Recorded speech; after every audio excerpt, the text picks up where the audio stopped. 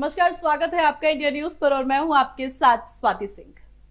बिहार में काफी वक्त से शांति का माहौल चल रहा था, लेकिन अब सीएम नीतीश कुमार अपने पुराने तेवर में लौटते नजर आ रहे हैं। जी हां, एक समय था जब एनडीए की सरकार थी तो ना भाजपा और ना ही अन्य दलों के मंत्रियों की हिम्मत होती थी कि कुछ भी उलूल जुलूल बोल पाए। ऐसा एक बार भी नहीं हुआ कि उपलब्धियां या राज्य सरकार का कोई नया फैसला खुद से जारी कर दिया जाए। नई नीतियां और नई योजनाओं के बारे में कोई मंत्री खुलासा नहीं करता था। मगर अब महागठबंधन में सहयोगी आरजेडी के मंत्री कई बड़ बोले बयान देते नजर आते हैं। एनडीए के समय में विभागीय मंत्री नई घोषणाओं को अपनी जुबान नहीं दे पाते थे। उनके लिए एक परफेक्ट समय होता था। मुख्यमंत्री नीतीश कुमार की ओर से इशारा करते हुए मंत्री इतना जरूर कहते थे कि माननीय सीएम कोई तोहफा देने जा रहे हैं, विकास की कड़ी में एक और योजना का उल्लेख करेंगे। परंतु महागठबंधन में वो सब हो रहा है जो शायद पहले कभी ना हुआ हो।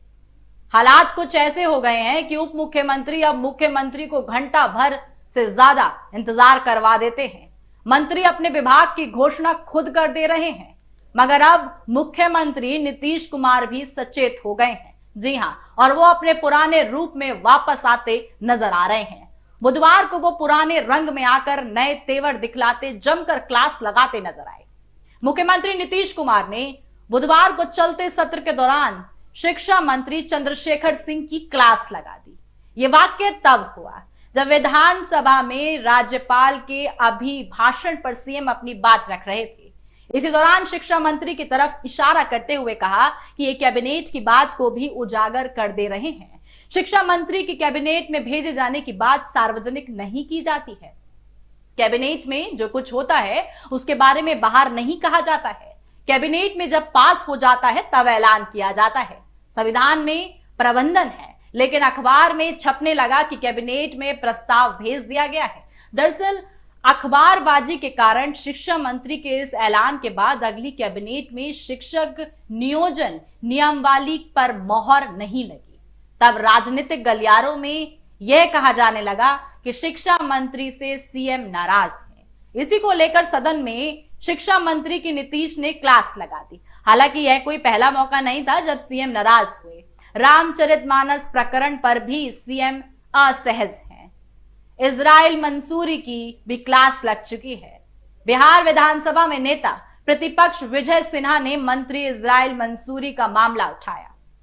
तब नीतीश कुमार ने खुद संज्ञान लिया और अपने चैम्बर में इजराइल मंसूरी को जमकर फटकार लगाई। हालांकि मंत्री ने कहा कि विपक्ष जानबूझकर मुझे फंसाना चाह रहा है।